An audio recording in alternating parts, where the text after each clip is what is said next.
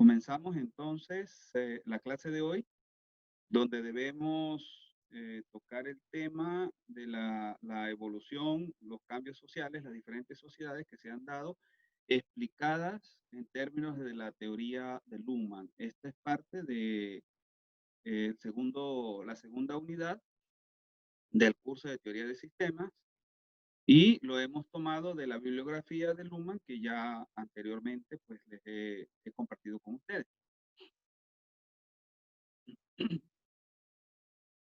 La base de la explicación de Luhmann está en lo siguiente. Está en el hecho, en un asunto que el mismo Maturana ya explica, que es el que nosotros como individuos, como personas que tenemos, personas humanas que tenemos un lenguaje de segundo orden, somos capaces de distinguir, ¿sí? Acá aparece, somos capaces de distinguir, de observar, de reflexionar y de comunicarnos. Y a partir de ese principio de que podemos distinguir, observar y comunicar, nosotros reflexionamos y tomamos decisiones en relación a asuntos sociales, lo que nos permite diseñar nuevas maneras de educarnos, diseñar nuevas maneras de hacer las cosas, de movernos de una ciudad a otra, de crear carreteras de otro tipo, etcétera.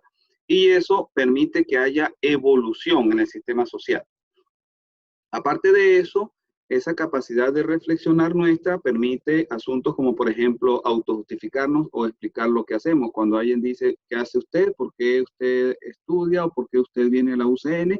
O sin que nos lo pregunten, nosotros le damos la respuesta o nosotros nos damos la respuesta a nosotros mismos. ¿Por qué estudio? Porque quiero un mejor futuro, porque quiero aprender, porque quiero formarme, etcétera, ¿verdad? Todo eso es parte de esa reflexión del ser humano.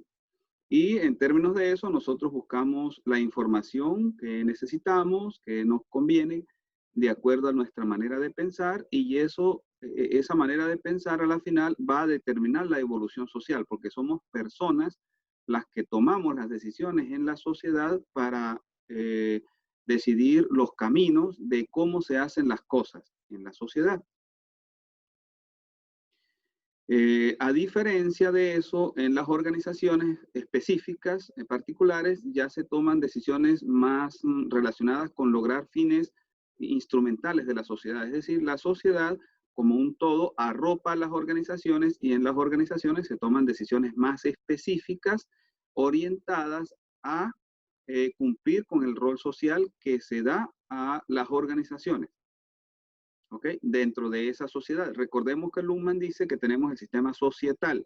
El sistema societal, de ese estamos hablando acá. Ese sistema societal le asigna roles específicos a las organizaciones, que es acá, donde estamos acá, y en particular en una cierta sociedad, que es la sociedad occidental y la sociedad, digamos, especializada, se han creado organizaciones privadas, pero eso no es común en el resto de las sociedades. Los indígenas, digamos, en la época de los grandes imperios en la antigüedad, en el Oriente Medio, pues tampoco había ese concepto de lo privado como lo hay actualmente, sino que había organizaciones que tenían roles sociales, ¿verdad? Pero no era la misma noción de lo privado que nosotros tenemos actualmente. Entonces, lo que quiero que ustedes entiendan acá o que distingan es que hay por un lado, tenemos lo que es la sociedad, ¿verdad? Que está formada por individuos que básicamente distinguen, observan y reflexionan y toman decisiones, y dentro de ella se le da cierto rol a las organizaciones. Y eso va a permitir la evolución. Ahora, nosotros, si ustedes recuerdan, cuando hablamos de los diferentes tipos de sistemas sociales que comenta Luhmann, él habla del sistema societal, que es el global, y dentro del societal están las organizaciones y están los sistemas parciales. Ustedes recuerdan eso, ¿verdad? Están las organizaciones y los sistemas parciales dentro del sistema societal. ¿Lo recuerdan?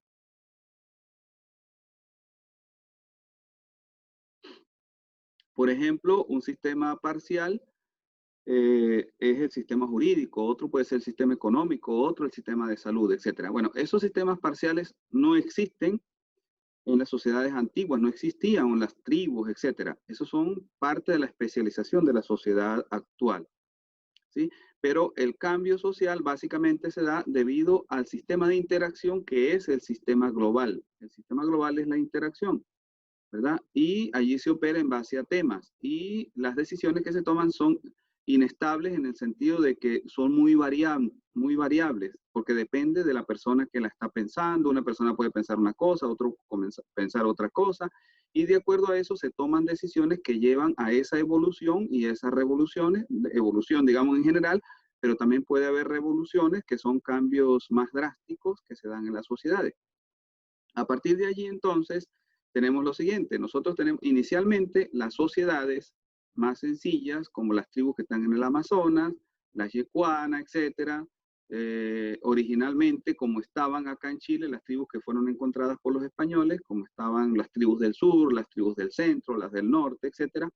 Esa es una organización donde prevalece la igualdad, donde prevalece el parentesco, y a esas organizaciones, esa manera de eh, hacer las cosas a la sociedad, eh, se le llama sociedad segmentaria. Luego, cuando esas sociedades, ¿a partir de qué? A partir de la interacción social, a partir de la reflexión, nos dice Luhmann, a partir de la distinción, de la observación y la comunicación, entonces comienzan a aparecer formas diferentes de cazar, formas diferentes de hacer las comidas, formas diferentes de comunicarse con los vecinos, de hacer los caminos, de hacerlos más amplios, llegar más lejos, etcétera. Quizás hacerle la guerra a un vecino para tomar sus tierras, porque sus tierras son más productivas o porque tienen mejores recursos, hay más peces, más ríos o más mar, etcétera, o las tierras son son mejores para el cultivo.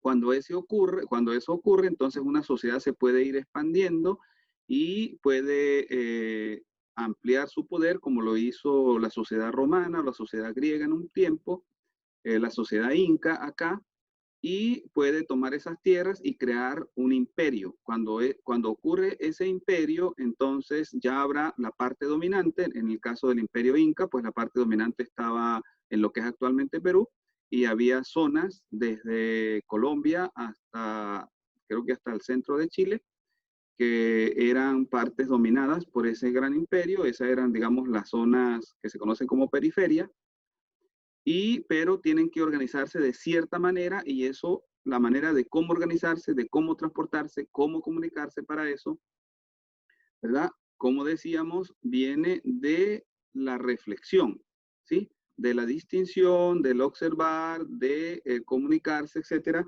Y eso da lugar entonces a una nueva sociedad, que son las sociedades estratificadas, los imperios. Pero luego esos imperios o esa sociedad estratificada, la época de la Edad Media también también había una sociedad estratificada. Cuando esas sociedades comienzan de nuevo a cambiar, ¿verdad? Aquí hubo un cambio de esta sociedad a esta, pero luego esta sociedad se estabiliza. Luego, a partir de que las personas observan, toman decisiones, ven mejores maneras de hacer las cosas, comienza el conocimiento a avanzar. Por ejemplo, aparecen las cosas mecánicas, aparecen los motores, etcétera, y comienza la sociedad a hacer las cosas de diferentes maneras. Quizás aparecen los vehículos, aparece el ferrocarril, etcétera. Entonces, esta sociedad, a través de la reflexión, del observar, ¿verdad? Del reflexionar, de las decisiones, puede transformarse a sí misma a través de la evolución y se convierte en otra sociedad, que en este caso sería la sociedad funcionalmente diferenciada, donde aparecen los sistemas parciales. ¿Por qué? Porque ya aparece un sistema jurídico, ya aparece un sistema administrativo de gobierno, aparece un sistema de salud, etcétera. Entonces, esta sociedad se convierte en esta. Pero esos cambios que se dan para pasar de una sociedad a la otra, para pasar de la sociedad segmentaria a la sociedad estratificada, o para pasar de la sociedad estratificada a la sociedad funcionalmente diferenciada, ocurren porque los componentes de esas sociedades, que son las personas, que son los grupos, son capaces de reflexionar, son capaces de distinguir, son capaces de observar, de reflexionar y de tomar decisiones para que esos cambios se den.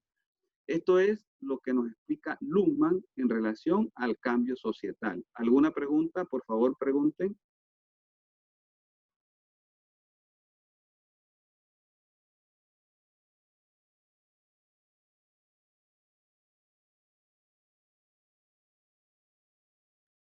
¿No hay dudas? ¿Está claro?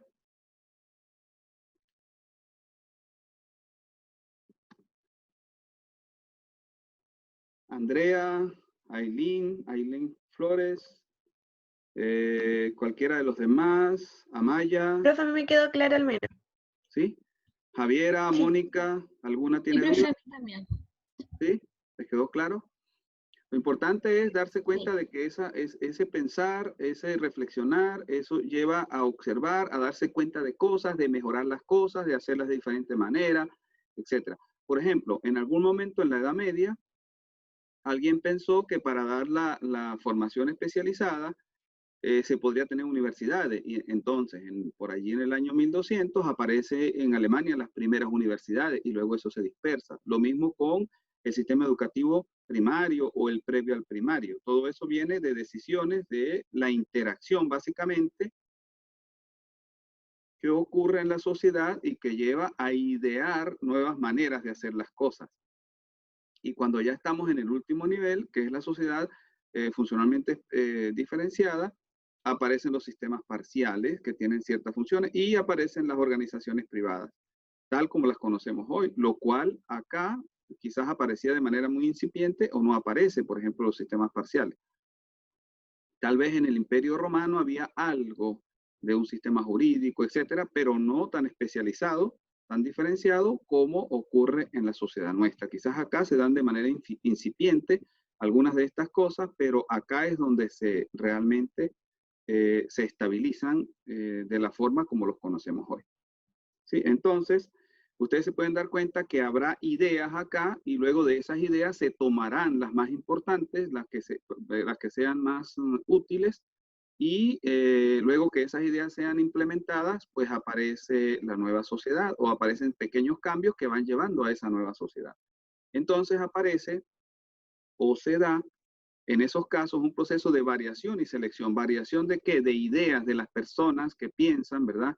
Que observan, que distinguen y que luego sugieren cambios. Luego esos cambios se implementan y algunos de ellos son seleccionados para que luego sean estabilizados. Entonces acá vemos que hay un proceso parecido al de la evolución humana, cuando los organismos pasaron a diferenciarse y a aparecer nuevas especies. Aquí, ese aparecer una nueva especie es como aparecer una nueva sociedad. ¿Sí? Entonces, se parece la explicación que da Luhmann a la explicación que da, digamos, por acá lo colocaba, a la explicación que da la teoría de la evolución. ¿Sí? Bueno, por allí en algún lugar lo coloco. Eso se puede dar en ejemplos como el sistema educativo, cuando alguien idea y dice vamos a crear un sistema primario en algún momento, luego alguien habla de una educación inicial del kinder, que también creo que se dio en Alemania en algún momento en el siglo XX, y se coloca en algunos lugares especiales a los niños menores a 6 años.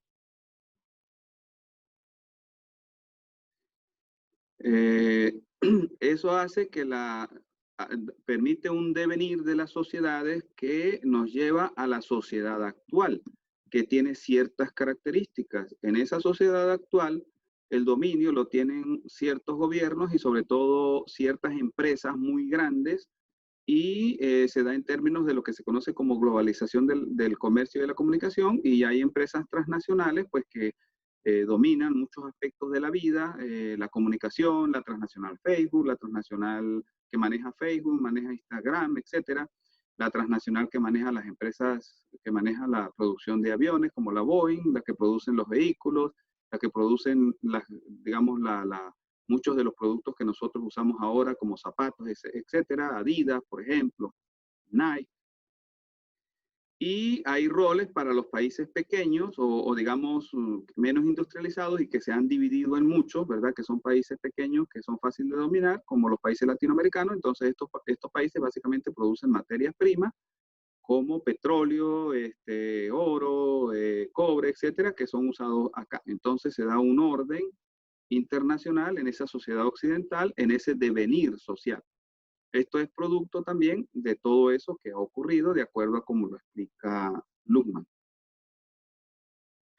Esa evolución tiene que ver, como decíamos, con la observación y con la tematización, con la interacción. Entonces, la manera como se entienden ciertos temas es muy importante.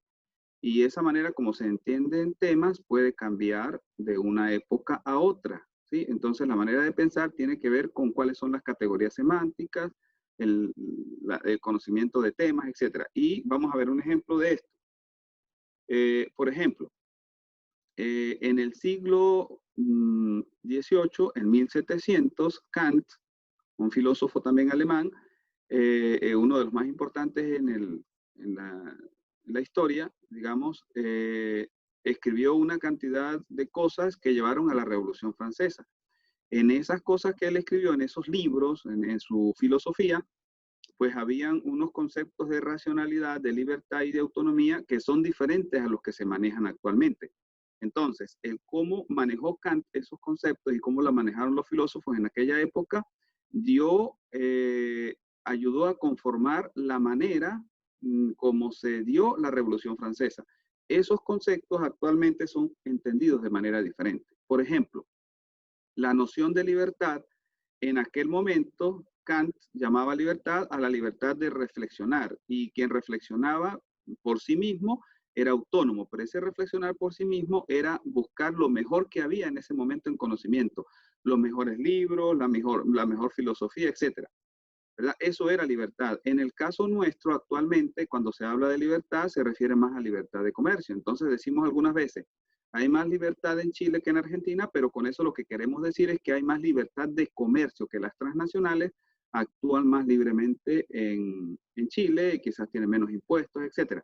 Pero normalmente la palabra esa libertad, en este caso, en la época actual, no se refiere tanto a que seamos libres para pensar, porque muchas veces lo que pensamos es estar muy relacionado con lo que las empresas transnacionales de la comunicación nos dicen. Entonces, en ese sentido, no somos tan libres en como lo proponía Kant, porque muchas de las ideas que invaden las redes sociales, pues son ideas que les interesan a las transnacionales, a gobiernos, etcétera. Y eso no tiene que ver con lo que proponía Kant en aquel momento, que era leer y formarnos de la mejor manera para ser personas autónomas. Entonces, la palabra libertad en esta época es entendida más como comercio, libertad de comercio, diferente a aquello. Entonces, ¿qué ocurre?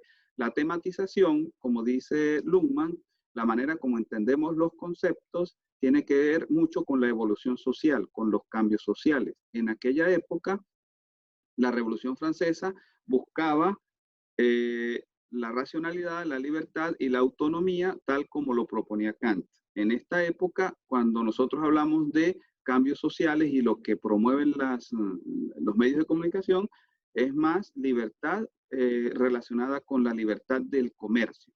¿Sí? ¿Está clara esa idea también? ¿Alguna pregunta?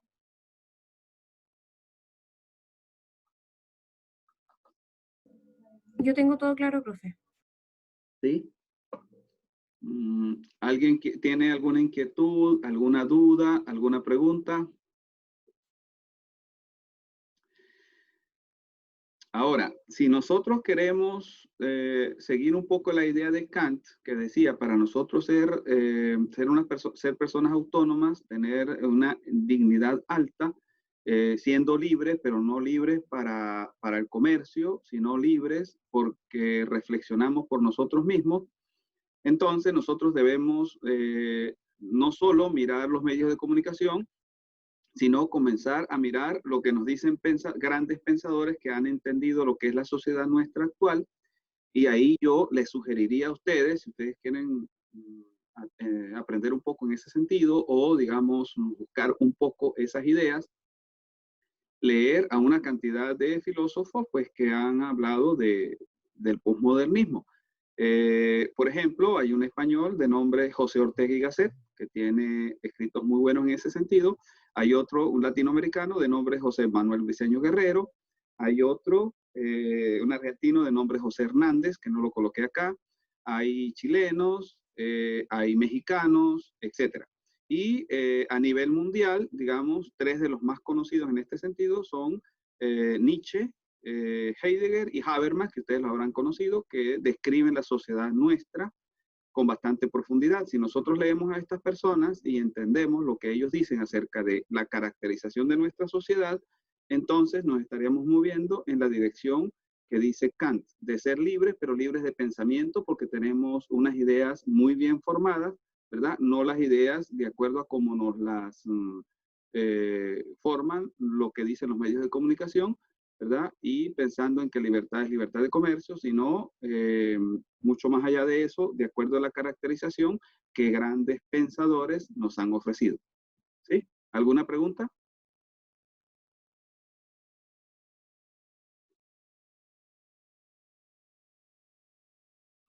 Todo esto, digamos, a raíz del cómo entiende la evolución social, la transformación social, Luhmann. Entonces, para entenderla de manera apropiada, sería interesante ir a estos señores. Y para entender el cómo se dio esos cambios, cómo se dieron esos cambios en sociedades previas, como la sociedad de Mesopotamia, ¿verdad?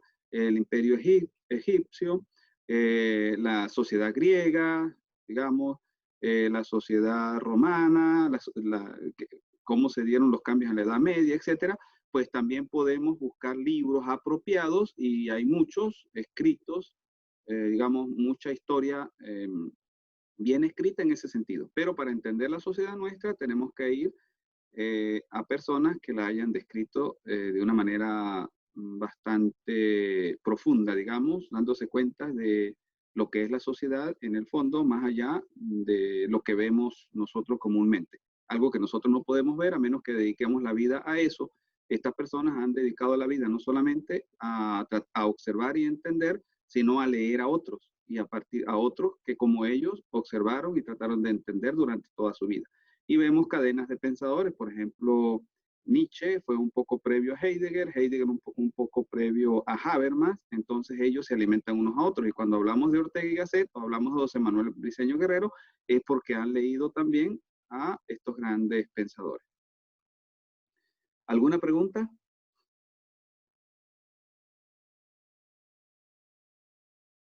¿Tienen alguna pregunta? ¿No hay dudas? No, profe, nada.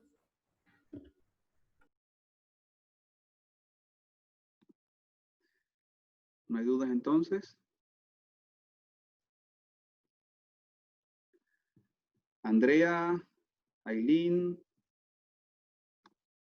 Profe, Ajá, sí, dígame. ¿cómo puedo relacionar la teoría del humano a Facebook?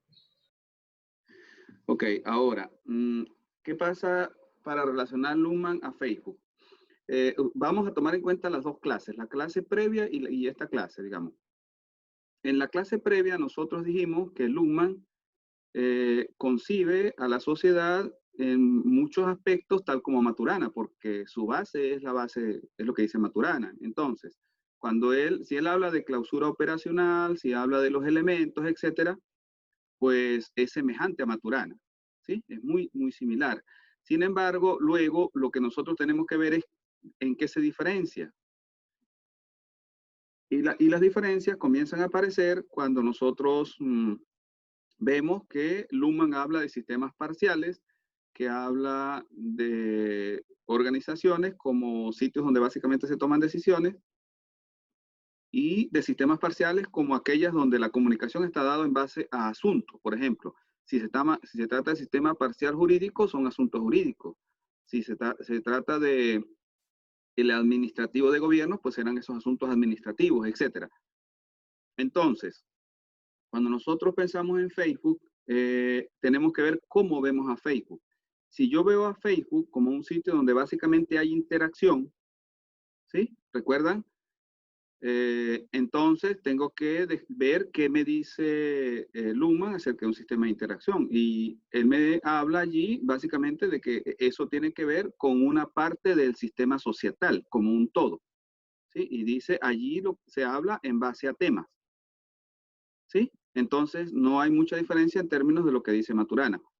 Lo único es que yo diría que lo que va ocurriendo en esa comunicación, cuando tengo la red, recuerdan la red que dibujaba, que aparecía dibujada en algún momento, la interacción, lo que envía una persona a otra, etcétera, será elementos de comunicación que tienen que ver con un tema. Y luego se formarán grupos allí de conversación y esos grupos estarán dados en base a, o la interacción de esos grupos estará dada en base a un tema. ¿Cuál es el tema? El COVID. ¿Cuál es el tema? Que llovió. El tema, digamos, ¿qué otro aspecto que sea importante? Algún asunto económico, que a las empresas del cobre les ha ido bien en estos 6 meses, sin embargo, que la moneda se ha devaluado un poco, porque se habrá devaluado un poco, por ciertas acciones del gobierno, etcétera. Entonces, esos son temas, ¿verdad? Entonces, ahí estamos agregando elementos nuevos en relación a los que colocó Maturana, porque Maturana no nos hablaba específico de tema. Ahora, alguien podría decir, unos de ustedes podrían decir, yo describía Facebook, pero lo hice considerándolo como un sitio donde voy a hacer ventas de algo, es decir, como un mercado. Entonces, si lo pone como un mercado, habría que ver que allí lo importante es si vendo o no vendo, ¿verdad? Y si pagan o no pagan. Entonces sería como un sistema parcial. ¿Sí? ¿Está claro?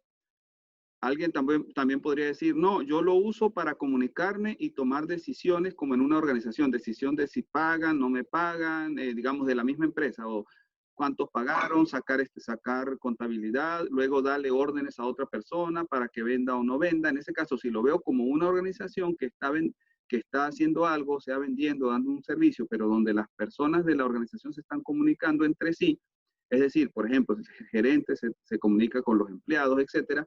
Entonces, en ese caso, lo que se dan son decisiones. Si estuviese viendo a Facebook de esa manera, no es fácil ver a Facebook de esa manera, ¿verdad? Eso ocurriría más en un sistema de información para una empresa. Entonces, en este caso, más que todo a Facebook lo podemos ver como un sistema de interacción, ¿sí? Y tal vez como un mercado, si alguien vende.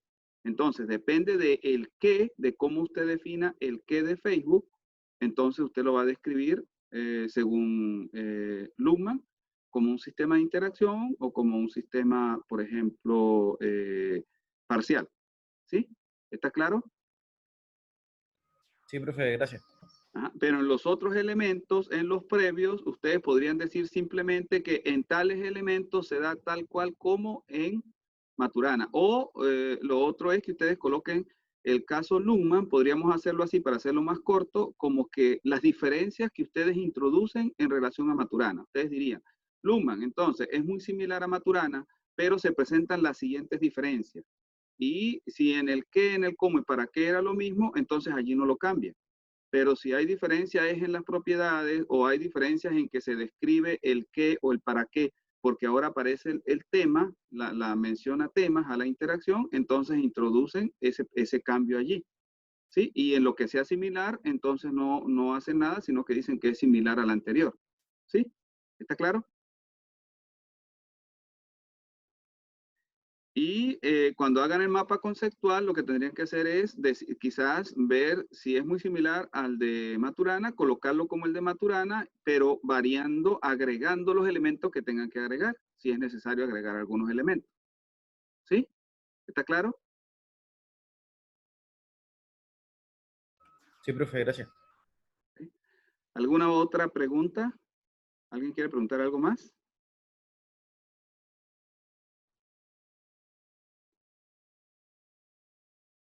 Bueno, voy entonces a... Bueno, resumiendo primero, antes de culminar la clase, nosotros hoy hemos hablado de cómo ve la evolución social Luhmann y hemos dicho que se fundamentan sus ideas en la capacidad que tienen las personas de distinguir, observar, comunicarse, ¿verdad? Reflexionar y ver el mundo a su manera y a partir de allí tomar decisiones en base a la interacción y en base a esa interacción se les ocurren a las personas en las tribus maneras de hacer las cosas diferentes y eso con el tiempo va generando cambios sociales que llevan a sociedades estratificadas y de esas sociedades estratificadas en algún momento también a través de la variación y selección de nuevas maneras, nuevas cosas que se les ocurren en esa interacción a las personas, se pasa a la sociedad funcionalmente diferenciada, es decir, como la sociedad occidental nuestra. Hemos caracterizado hemos dicho anteriormente que eso se da a través de la variación-selección, así lo propone Luhmann, y de la estabilización, es decir, esto se parece a la teoría de la evolución. Y luego, digamos, eso va a llevar al último nivel social que nosotros observamos, que es lo que se da en la sociedad occidental, donde tenemos un sistema muy especializado, dominado por las transnacionales, ¿verdad? Y donde hay un cierto rol para los países que no están muy industrializados como productores de materia prima. Eso nos lo podemos entender usando la idea de Luhmann, ¿verdad? Que hemos llegado a ese estado y podemos entender que eso es diferente a lo que se daba en el siglo XIX o en el siglo XVIII, en la época de Kant, que era una sociedad mucho menos especializada y donde las nociones de libertad, etcétera, se entendían de manera diferente a como se entienden actualmente en este panorama, en este, digamos, contexto de la sociedad actual. Por ejemplo, libertad se conoce más como libertad de comercio. En la época de Kant, libertad se entendía más como la posibilidad que tenía una persona de reflexionar por sí mismo, ¿verdad? Entonces hay diferencias en términos de la tematización de una época a otra y eso tiene mucho que ver, impacta fuertemente en la manera como se dan los cambios. Para entender nosotros bien esas sociedades, digamos, viendo un poco más allá de lo que nos dice Luhmann, podemos ir a grandes historiadores para entender las épocas anteriores y para entender nuestra propia época podemos ir a grandes pensadores donde hay latinoamericanos de los diferentes países y a nivel mundial pues hay grandes pensadores, grandes filósofos. Okay. Bueno, con eso entonces nosotros finalizamos el tema digamos, de Luhmann. Y en la próxima clase el lunes, el martes de la próxima semana, vamos a comenzar con un tema, vamos a hablar de complejidad. Vamos a hacer una introducción a la noción de complejidad. ¿Alguna pregunta? Joseph, ¿quiere preguntar algo? No, profe, todo claro. ¿Sí? Ok. Entonces vamos a pasar a conversar de la prueba. Voy a dejar de grabar la clase.